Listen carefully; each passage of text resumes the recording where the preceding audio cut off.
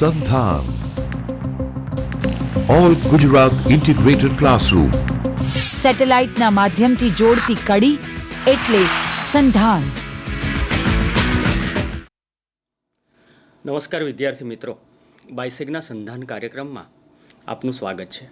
મિત્રો, આજે સમાજશાસ્ત્રના એક બહુ મોટા ગજાના સમાજશાસ્ત્રી GS ઘુરીએ એટલે કે ગોવિંદ સદાશિવ ઘુરીએ તેમણે જુદા જુદા સમાજશાસ્ત્રીય અભ્યાસો કર્યા હતા, એમની વાતો કરવાની છે. અને સાથે સાથે GS ઘુરીએ જ્ઞાતિ અંગેના જે અભ્યાસો કરી અને આઝાદી પહેલાં અને આઝાદી પછી ભારતમાં જ્ઞાતિના સંદર્ભમાં કેવા કેવા પરિણામલક્ષી કામો થયા છે, જ્ઞાતિ વ્યવસ્થાની ઢબ બદલાઈ છે, જ્ઞાતિનું કાર્ય બદલાયું છે, અન્ય જ્ઞાતિના સાથે વર્તન અને વર્તણૂકના સંબંધો બદલાયા છે કે કેમ, આવી જુદી જુદી બાબતો એમણે પોતાના જ્ઞાતિના જુદા જુદા સમયે કરેલા અભ્યાસોમાં વણી લીધી હતી.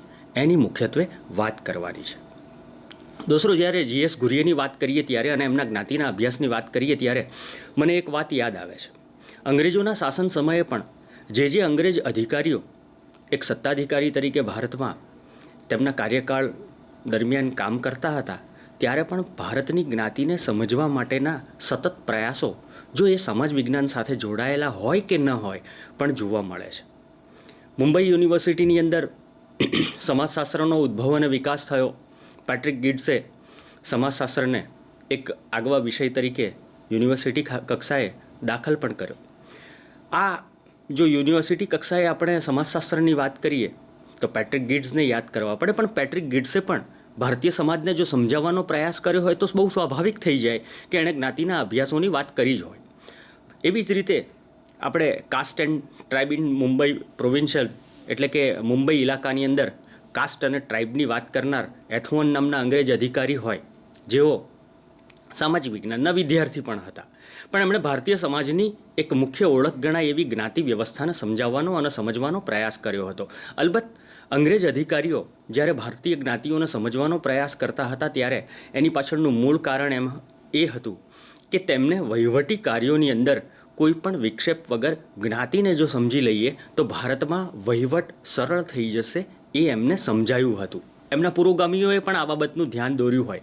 જેમ કે ભારતની અંદર જો તમારે રાજ ચલાવવું હોય તો કઈ બાબતનું ધ્યાન રાખવું, એ બાબતે એક અંગ્રેજ અધિકારીએ વર્ષો પછી લંડન ટ્રિબ્યુનમાં એક ઇન્ટરવ્યૂ આપ્યો હતો. એમાં એવું એમણે જણાવ્યું હતું કે જો ભારતીયો ઉપર રાજ કરવાની જ વાત હોય તો એમની જ્ઞાતિ વ્યવસ્થાને દખલ નહીં કરવાની અને ધાર્મિક વિધિવિધાન અને ધાર્મિક માન્યતાઓને ક્યાંય પણ રોકટોક વગર ચલાવી લેવાનું. અને એ અંગ્રેજોએ જે તે સમયે જુદા જુદા કેસ થયા હોય, મહારાજ લાયબલ કેસ બહુ જાણીતો કેસ, સમાજશાસ્ત્રના વિદ્યાર્થી તરીકે તો આપને ખબર જ હોય, પણ આ તમામ કેસોની અંદર જ્ઞાતિ અને ધર્મની બાબતોને અંગ્રેજો પણ રાજવહીવટથી દૂર રાખીને સતત એને ન્યાય અપાવવાનો અથવા તો ન્યાયની જે આખી પાલિકા કામ કરતી હોય એની અંદર અડચણરૂપ ન બને એવી રીતે વર્તતા હતા. મિત્રો, જ્ઞાતિના અભ્યાસોની અંદર આ રીતે અંગ્રેજના સમયથી અથવા તો અંગ્રેજો દ્વારા પણ અભ્યાસો થયા છે, પણ એ અભ્યાસોની અંદર જુદી જ ભાત એક ભારતીય, જેને આપણે GS ઘુરીએના નામે ઓળખીએ છીએ, એમણે પાડી છે. આજે આપણે GS ઘુરીએની વાત કરવાની છે. દોસ્તો GS ઘુરીએની વાત કરીએ તો મૂળમાં તો એ સંસ્કૃતના વિદ્વાન અને સમાજશાસ્ત્ર એમણે વિષય તરીકે પસંદ કરી અને સમાજશાસ્ત્રની અંદર ઘણું બધું પણ કામ કર્યું. બહુ સ્વાભાવિક છે કે સંસ્કૃતનો વિષય હોય. એમના મોટા ભાઈ વિજ્ઞાનના અધ્યાપક પણ હતા. અને મજાની વસ્તુ એ છે કે જ્યારે ભારતના એક મોખરાના સમાજશાસ્ત્રી તરીકે ઘુરીએ સાહેબની વાત કરીએ ત્યારે એક ગુજરાતી તરીકે અથવા તો ગુજરાતના એક નાગરિક તરીકે એવી પણ નિસ્બત અને નાતો આપણે ઘુરીએ સાથે જોડી શકીએ કે જૂનાગઢની બહાઉદ્દીન કોલેજ સાથે તે સંકળાયેલા હતા. સમાજશાસ્ત્રના આદ્ય સ્થાપક તરીકે ડૉક્ટર ઘુરીએને યાદ કરવામાં આવે છે. ઘણી બધી બાબતો એમણે એવી રીતે મૂકી કે જે સમાજ જીવનના પ્રવાહોને સમજવા માટે સતત ને સતત કામમાં આવે, એટલે મહત્ત્વની રીતે એ આગળ વધ્યા હતા. ગોવિંદ સદાશિવ ઘુરીએ એમનો જન્મ મહારાષ્ટ્રના માલવણમાં થયો અને પ્રારંભિક શિક્ષણ એમણે માલવણ અને એની આસપાસના વિસ્તારોમાં લીધું. મુંબઈમાં ગયા, પણ એ જ્યારે વિદેશમાં અભ્યાસ કરવા ગયા ત્યારે કેમ્બ્રિજ યુનિવર્સિટીમાં તેમણે અભ્યાસ કર્યો. આપણે જાણીએ છીએ અગાઉ આપણે એમના જ શિષ્ય કે જેમણે એમની પાસે પીએચડી કર્યું હતું એવા ઈશ્વર પરાગજી દેસાઈની વાત અગાઉના વ્યાખ્યાનોમાં આપણે જોઈ છે. આઈપી દેસાઈની સાથે એમણે સરસ મજાનું કામ કર્યું અને મુંબઈના ગુનાઓ નિવારવા માટેનું કામ જે તે સમયે એમણે એમની પાસે લીધેલું. જ્યારે ફોરેન ભણવા ગયા ત્યારે ડૉક્ટર ઘુરીએ પીએચડીનો અભ્યાસ કેમ્બ્રિજ યુનિવર્સિટીમાંથી કર્યો. કેમ્બ્રિજ યુનિવર્સિટીના અભ્યાસના સમયગાળા દરમિયાન એ સમયના જે ખ્યાતનામ સમાજશાસ્ત્રીઓ હતા અથવા તો પ્રખર સમાજશાસ્ત્રીઓ તરીકે એ નામના મેળવી ચૂક્યા હતા એવા હોબહાઉસ, ઓર્વિક અને રિવર્સના સંપર્કમાં આવ્યા. આના પરિણામે જ્યારે ભારતીય સમાજને એમણે સમજવાનો હોય ત્યારે એક બાજુ પાશ્ચાત્ય શૈલીથી જે અભ્યાસો થાય છે એ અભ્યાસોને પણ પોતાના અભ્યાસોમાં જોડ્યા, તો બીજી બાજુ સંસ્કૃતના વિદ્વાન અને સંસ્કૃતની પીઠિકા સાથેનું સમાજ જીવન એમનું, કુટુંબની અંદર પણ સંસ્કૃતના વિદ્વાનો ઘણા બધા. આ આખી સામાજિક પીઠિકા અથવા તો સામાજિકરણની વ્યવસ્થાને કારણે તેમણે સંસ્કૃતિગત અભ્યાસોને પણ સમાજશાસ્ત્રીય અભ્યાસોમાં સ્થાન આપ્યું અને સંસ્કૃતિનો મહિમા જ્ઞાન કરતા હોય એવા પણ અભ્યાસો તેમણે ખાસ કર્યા છે એવું કેટલાક ટીકાકારો તેમના કે. અલબત્ત ટીકા અને ટિપ્પણ બાજુ પર રાખીએ તો જે તે સમયે બહુ જ જરૂરિયાત હતી એવી જરૂરિયાતની બાબતો સમાજ સમક્ષ એક વૈજ્ઞાનિક જ્ઞાન સાથે, એક વૈજ્ઞાનિક ચકાસણી સાથે મૂકવાનું તેમણે સરસ મજાનું કામ કર્યું. સંસ્કૃતના વિદ્વાન તો હતા જ, પણ ઉત્ક્રાંતિવાદી અભિગમની જે થિયરી છે એનો પણ એક પદ્ધતિશાસ્ત્રના સંશોધક તરીકે તેમણે અભ્યાસ કર્યો. દોસ્તો, અહીંયા સવાલ એવો આવે, ઉત્ક્રાંતિવાદ એટલે શું? ચાર્લ્સ ડાર્વિને ઉત્ક્રાંતિવાદનો સિદ્ધાંત આપ્યો. એટલે જ્યારે સમાજ જે સાદા સમાજમાંથી સંકુલ સમાજ તરફ જતો હોય, એ દૈહિક રીતે પણ હોય અને સામાજિક રીતે પણ હોય, અને એ જે તબક્કો બદલાતો જાય અને વિકાસનો તબક્કો આવે એને ઉત્ક્રાંતિ પણ કહેવામાં આવે છે. ઉત્ક્રાંતિવાદની થિયરી આ રીતે એમણે ચકાસવાનો પ્રયાસ કર્યો. એટલે આદિવાસીઓના અભ્યાસમાં પણ એમણે ખાસ ધ્યાન આપ્યું અને ઉત્ક્રાંતિવાદની અસર કઈ રીતે થઈ છે એ પણ જોયું. આ ઉત્ક્રાંતિવાદની અસરની અંદર એમણે સાંસ્કૃતિક કક્ષાએ કેવી રીતે બદલાવ આવે છે અને પલટાવ સમાજ જીવનમાં કેવો આવે છે એની વાતો એમણે અભ્યાસમાં વણી લીધી હતી.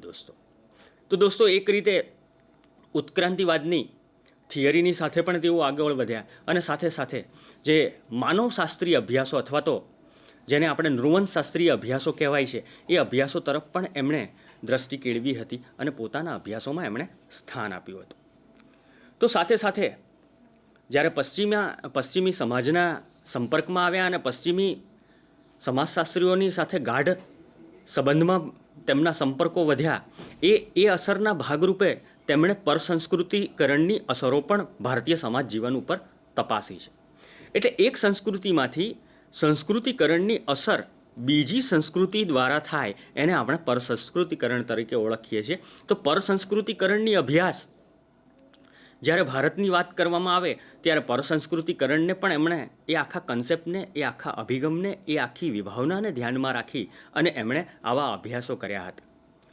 પરસંસ્કૃતિકરણની બાબતોને ધ્યાનમાં રાખીને ડૉક્ટર ઘુરીએ કરેલા અભ્યાસો ઉપર એમ જણાય છે કે પ્રોફેસર રિવર્સ કે જેમની સાથે એ ગાઢ સંકળાયેલા હતા, એટલે શિષ્ય અને ગુરુના સંબંધોમાંથી ઘણા સમય પછી એ મિત્રોના સંબંધ જે ડેવલપ થાય, એ મિત્રતાની અંદર પણ જે સંબંધો ડેવલપ થયા એની અંદરથી ડૉક્ટર ઘુરીએ પરસંસ્કૃતિકરણની વાત ભારતીય સમાજના સંદર્ભમાં ચકાસવાનું કામ કર્યું છે.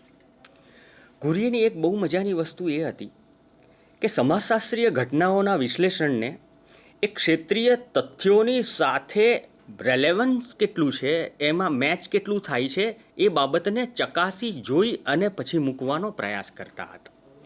એટલે કોઈ પણ સમાજશાસ્ત્રીય ઘટના હોય, એ સમાજશાસ્ત્રીય ઘટના સામાજિક જીવનમાં બદલાવ લાવવાના પ્રયાસોને કારણે કઈ રીતે આત્મસાત થાય છે અને લાંબા ગાળે એની અંદર કેવું પરિવર્તન મેળવવાનો સમાજ પ્રયાસ કરે છે એ બાબત ખાસ રહેતી હતી. એટલે સામાજિક ઘટના હોય, એ સામાજિક ઘટના બદલાવવામાં જે સામાજિક તથ્યો હોય, એ તથ્યોના પરિપ્રેક્ષ્યની અંદર પણ એમણે સમાજશાસ્ત્રીય અભ્યાસો કર્યા છે. આપણે એક ઉદાહરણ એનું જોઈએ તો દોસ્તો, 1947માં દેશ આઝાદ થયો અને 1950માં આપણે પ્રજાસત્તાક રાષ્ટ્ર બન્યા. વિશ્વની સૌથી મોટી લોકશાહી દેશ તરીકેની નામના આપણે મેળવી. પણ આ ગાળાની અંદર જ્યારે બંધારણ આવ્યું, રાજનીતિના માર્ગદર્શક સિદ્ધાંતો આવ્યા, આ બધી બાબતો મૂળભૂત અધિકારો આવ્યા, વ્યક્તિના ગૌરવ અને વ્યક્તિના સ્વાતંત્ર્યની વાત આવી, જૂથની વાત જે હતી એ નબળી પડી. તો સાથે સાથે જ્ઞાતિ અને જ્ઞાતિ પંચાયતોની ઢબ પણ જે સસ્વસુધા સામ્યબમ એટલે મૂળભૂત અધિકારો આવ્યા, સમાનતાનો અધિકાર, સ્વાતંત્ર્યનો અધિકાર, શોષણ સામેનો અધિકાર, ધાર્મિક માન્યતાઓ અને એ બાબતનો અધિકાર, આ બધા જે અધિકારો આવ્યા અને એ અધિકારોનું ક્યાંય પણ હનન થાય અથવા તો ક્યાંય પણ ખલેલ પહોંચે તો આ અધિકારો જે 6 કુલ મૂકવામાં આવ્યા હતા મૂળભૂત અધિકારો, એ 6 અધિકારો જે છે એમાં ક્યાંય ચૂક થાય, ક્યાંક કચાશ રહી જાય તો એ અધિકારો ભોગવવા માટે અથવા તો ભોગવટાનો અધિકાર એને બંધારણીય ઉપચારોનો અધિકાર એવી રીતે પણ મૂળભૂત અધિકારો તરીકે ફંડામેન્ટલ રાઇટ્સ તરીકે મૂકવામાં આવે. તો આ મૂળભૂત અધિકારો એ એક બહુ જ મોટી અસર છે. એ આપણે જેને એક સામાજિક સંસ્થા તરીકે પ્રથમ વર્ષથી ભણતા આવીએ છીએ. ભારતીય સમાજ કે સમાજશાસ્ત્ર પરિચયના ભાગરૂપે સમાજની જે મૂળભૂત તાસીર છે, મૂળભૂત તત્વો છે, એસેન્શિયલ એલિમેન્ટ્સ કહેવામાં આવે સમાજને સમજવા માટે, એની અંદર આપણે એક સામાજિક સંસ્થા તરીકે લગ્ન સંસ્થા પણ ભણીએ છીએ. તો લગ્ન સંસ્થાની અંદર, જ્ઞાતિ સંસ્થાની અંદર, કુટુંબ સંસ્થાની અંદર બંધારણ અને બંધારણના રાજનીતિક માર્ગદર્શક સિદ્ધાંતો, મૂળભૂત અધિકારો અથવા તો બંધારણના આમુખ, આ બધી બાબતોને કારણે કેવું આમૂલ પરિવર્તન ઝીલાયું છે એ સમાજશાસ્ત્રીય ઘટના છે. એ સમાજશાસ્ત્રીય ઘટના સામાજિક પરિવર્તનની સાથે અને સામાજિક વિકાસની સાથે કેવી રીતે સંમિલિત છે, કેવી રીતે ઓતપ્રોત થઈ અને નવું જ સર્જન, નવું જ પરિમાણ કે નવું સામાજિક પરિવર્તન લઈ આવે છે, એ બાબત તેમના અભ્યાસોમાં ખાસ હતી. એક દ્રષ્ટિએ આપણે જોઈએ તો સમાજશાસ્ત્રીય દ્રષ્ટિએ આપણે એવું કહી શકીએ કે જ્યારે સમાજશાસ્ત્રની વાત આવે છે ત્યારે સમાજશાસ્ત્રને એક શાસ્ત્રીય સિદ્ધાંત તરીકે એમણે લઈ જવાના બહુ જ સરસ મજાના કાર્યો કરે. સમાજશાસ્ત્રને એક જુદી જ શાખા તરીકેની આગવી અભ્યાસની શાખા બનાવી, એટલે કે અલગ જ વિષય તરીકે સમાજશાસ્ત્રના ઉદ્ભવ અને વિકાસની સાથે એમણે પાયાનું કામ કર્યું. તેમણે જ્ઞાતિ વ્યવસ્થા, સગપણ સંબંધો, કિનશિપ રિલેશન, જેને આપણે લોહીના સંબંધો સાથે જોડાયેલા સંબંધો તરીકે પણ ઓળખીએ છીએ, 2 કે 5 પેઢીના સગા સંબંધીઓ જેને સગપણ સંબંધો તરીકે ઓળખવામાં આવે છે. તો એ સમયે જ્યારે સ્ટીમ એન્જિન શરૂ થયું અને વરાળ યંત્રએ એક ક્રાંતિ કરી, ઔદ્યોગિક ક્રાંતિ ઇંગ્લેન્ડના સમુદાયમાં, અને ઇંગ્લેન્ડના સમુદાયમાં ક્રાંતિને આધારે ઔદ્યોગિક ક્રાંતિનો વાયરો સમગ્ર વિશ્વમાં ફેલાયો. બ્રિટનની આ એક શોધ સમગ્ર વિશ્વમાં ધીમે ધીમે પ્રસરી અને ભારત તો સીધું બ્રિટિશ શાસનની સાથે જોડાયેલું, એટલે ઔદ્યોગિકરણની આ પણ અસર થઈ અને એને પરિણામે ભારત એક ગામડું છે, ભારતીય સમાજ એક ગામડાઓમાં જીવતો સમુદાય છે એવી જે વાત હતી એમાંથી પણ પરિવર્તન આવ્યું અને ભારત એક શહેરી સમુદાય તરફ ધીમે ધીમે ખસતો ગયો. તો શહેરી સમુદાયને પણ સમજવાના તેમણે પ્રયાસો કર્યા. તો એવી જ રીતે જ્યારે જ્ઞાતિ વ્યવસ્થા છે એ બંધારણના જુદા જુદા નીતિ નિયમો અને કાયદાઓને કારણે તૂટી, ત્યારે એક સામાજિક વર્ગ તરીકે પણ આખો ભારતીય સમાજ વિકસિત થતો ગયો. તો એમણે ભારતીય વર્ગ અથવા તો ભારતનો સામાજિક વર્ગની પણ સમજ આપતા વિવિધ અભ્યાસો કર્યો. સાથે સાથે સામાજિક વિજ્ઞાન, ગુનાહિત વૃત્તિ સમાજમાં કઈ રીતે બદલાય છે એની વાતો પણ તેમણે અભ્યાસમાં મળી લીધી. લગ્ન અને કુટુંબ વ્યવસ્થાને પણ તેમણે પોતાના અભ્યાસનો એક મુદ્દો બનાવી અને અભ્યાસો કર્યા. તો બીજી બાજુ ઘોરિયેની આપણે વાત કરતા હોઈએ ત્યારે એક બહુ મહત્ત્વની વસ્તુ એ છે કે એમણે એક સાંસ્કૃતિક બાબતો સાથે જોડાયેલા એક સજ્જન તરીકે સતત જોવાનો આપણે પ્રયાસ કરવો જોઈએ. જ્યારે સંસ્કૃતિગત બાબતોની વાત આવે છે ત્યારે બહુ સ્વાભાવિક છે કે રાષ્ટ્ર અને રાષ્ટ્રની એકતાના તત્વોની વાત આપણે ચોક્કસ એમાં જોઈ શકીએ. તો રાષ્ટ્રીય એકતા એ પણ ઘોરિયેના અભ્યાસનો એક મહત્ત્વનો મુદ્દો હતો. અને દોસ્તો, રાષ્ટ્રભક્તિ સાથે જોડાયેલું એમનું શૈક્ષણિક કાર્ય હતું અને સંશોધનનું કાર્ય હતું એમ કહેતા આપણે સંકોચ ન થઈ શકીએ એવી રીતે તેમણે કામ કર્યું છે. કઈ રીતે કામ કર્યું છે એ આપણે જોઈએ તો જ્ઞાતિના તેમના અભ્યાસો જે હતા એ અભ્યાસોમાં પણ સતત એમણે રાષ્ટ્રીય એકતાના તત્વો ક્યાંય જોવા મળે છે ખરા, રાષ્ટ્ર એક તાતણે એકતાથી બંધાયેલો છે કે કેમ એના પણ તપાસના વિષયોની અંદર એ સતત પ્રયાસ કરતા હતા. જ્ઞાતિનો અભ્યાસ હોય તો એમાં પેટાજ્ઞાતિનું વર્તુળ આવે, પેટાજ્ઞાતિની ચકાસણી પણ આવે. જ્ઞાતિ અને પેટાજ્ઞાતિની સાથે સામાજિક વર્ગ, આ બધી જ નવી નવી જે ઘટનાઓ બનતી હતી સમાજશાસ્ત્રીય દ્રષ્ટિએ, એને ચકાસતી વખતે રાષ્ટ્રીય એકતાના તત્વને ચકાસવાનું એવો ક્યારેય ભૂલ્યા નહોતા. ઘુરીએના અભ્યાસની આ પણ એક જુદી જ બાજુ છે દોસ્તો. તો સાથે સાથે ઇન્ફોર્મેશન એન્ડ કમ્પ્યુટર ટેકનોલોજી તો આજે આવ્યું, પણ એ સમયે વિચારપત્રો હતા, જનસંચારના સાધનો હતા. એ જનસંચારના સાધનો સામાજિક પરિવર્તન કઈ રીતે ઝીલે છે અને જનસંચાર અથવા તો સંદેશા વ્યવહારના સાધનો છે એ કઈ રીતે કામ કરે છે એવું પણ એમણે કામ કર્યું હતું. એવી જ રીતે ભારતની અંદર જે નબળા વર્ગો છે, આજે જેને દિવ્યાંગો તરીકે એક ઓળખ આપવામાં આવી છે, એ વિકલાંગો હોય, મહિલાઓ હોય, વૃદ્ધો હોય અને સામાજિક અને શૈક્ષણિક રીતે પછાત જ્ઞાતિઓ, જેને બંધારણ દ્વારા પણ સ્થાન મળ્યું છે, એવી આર્થિક બાબતોની સાથે પણ જે એ ગંદા વ્યવસાય અથવા તો ભૌગોલિક અંતર ધરાવતી, એટલે કે જે કહેવાતો સભ્ય સમાજ છે, એ સભ્ય સમાજથી બહુ દૂર રહેતી 14મી સદી સુધી જે લોકો મેદાની વિસ્તારની અંદર ખેતી કરતા હતા અને પછી પેશવાઈ રાજ્ય વખતે એમના ઉપર જ્યારે લડવાનું હોય યુદ્ધની અંદર, યોગ્ય ટેકનોલોજીકલ સાધનોની અભાવને કારણે જે લોકો યુદ્ધ હારી ગયા અને યુદ્ધને કારણે એમની જે પીછેહટ થઈ, એ પાછા પડ્યા અને ડુંગરાઓમાં, ગિરિકંદરાઓમાં આશ્રય લીધો અને પોતાની એક ઓળખ ગિરિજન તરીકે પણ અથવા તો વનવાસી તરીકે, અને આજે આપણે જેને આદિજાતિ અથવા તો આદિવાસી તરીકે ઓળખીએ છીએ, એ આદિવાસી સમુદાયોના પણ તેમણે અભ્યાસો કર્યા હતા. ટૂંકમાં એમ કહી શકાય કે ડૉક્ટર ઘુરીએ 1930થી 1970 સુધીનો ગાળો છે, એની અંદર સતત ને સતત, એટલે કે 4 દાયકા સુધી, 40 વર્ષ સુધી ભારતીય સમાજને જુદી જુદી રીતે એમણે સમજવાનો અને સમજાવવાનો પ્રયાસ કર્યો છે. બહુ મજાની વસ્તુ ઘુરીએ વિશે એવું પણ કહી શકાય કે તેઓ માત્ર આર્મચેર સોશિયોલોજીસ્ટ નહોતા. એટલે ખુરશીમાં બેસી અને જે આંકડાઓ આવે અથવા તો જે રીતે આપણને સેકન્ડરી સોર્સિસમાં માહિતી મળે એ માહિતીનું પૃથક્કરણ અને મૂલ્યાંકન કરીને સમાજ સમક્ષ મૂકવાનું, એવું એમનું માત્ર કામ નહોતું, પરંતુ એ ક્ષેત્રીય અભ્યાસો, ફિલ્ડ વર્ક ઉપર